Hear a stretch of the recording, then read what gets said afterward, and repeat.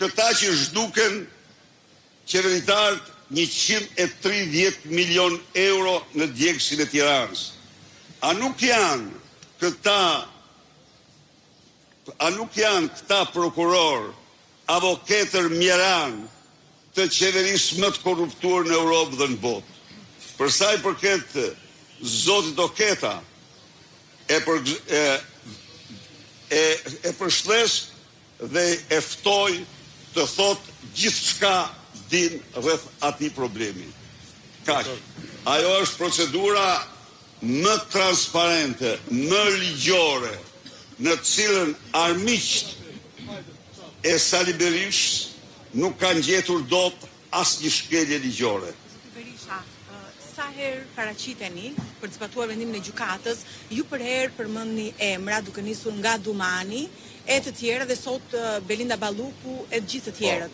Kjo është simbolik apo ju doni të thoni se ka një spak paralel? E nëse ka një spak paralel, kush e drejton kundërshtimin tuaj të spak paralel?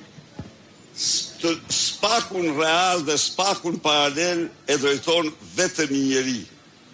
Kreu i Meduzës e të vinë Kristaqja Rama.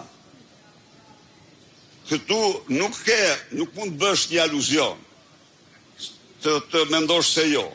Si mund të fshihen, si mund të fshesh publikut emrat e qeveritarëve që shkuan dhe u takuan me trafikantët e drogës për të bërë marrëveshje për investimet e parave të tyre. Kjo nuk ndodh në botë kund përveç se në Shqipërinë e Edi Ramës që kontrollon këtë institucion në çdo qelizë. Vërtet Dumani e mban sekret sepse urdhon Rama, pa i kryer një krim para popullit shqiptar.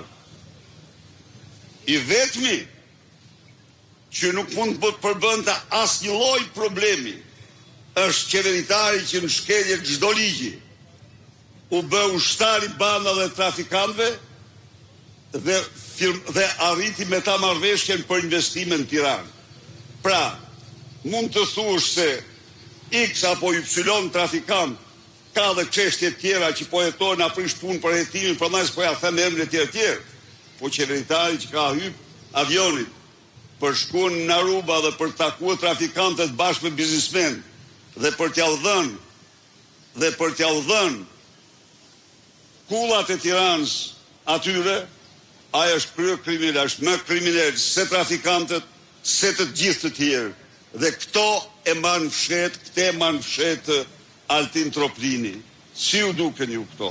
Ju si gazetar, mendoj unë, ju çdo ditë në ekranet tuaja duhet vinit një lajm për këtë. Se nuk ka akt më flagrant të varësisë totale, të verbërisë së plot të këtij institucioni nga Edi Rama. Për kë mbrojnë ata? Çfarë mbrojnë ata? Ata mbrojnë ose vllaun e Edi Ramës për Edi Ramën, ose sekretarin e përgjithshëm të kryeministrisë po për Edi Ramën, ose Gysagasin po për Edi Ramën, thuhet dhe për Gjiknurin pa i bën berru fe, por kur i thash që hajde betohu në Bibël, nuk jam mbajti. Ishte gati të betojnë kushtetues, se për kushtetues spyesin fare ata, po jo në Bibël. Kur do dy pyetje. Ka një kërkesë nga Ilsi Manja për të ndryshuar kushtetutën për zgjedhjen e mandatit të prokurorëve të SPAK. Personalisht ju po e Partia Demokratike keni një përgjigje në këto momente dhe kundërshtari juaj politik para pak ditësh ka festuar 62 vjetori. E keni bërë një urim, e keni bërë një dhurat, ose do t'i bëni një urim nëse se keni bërë një mesazh?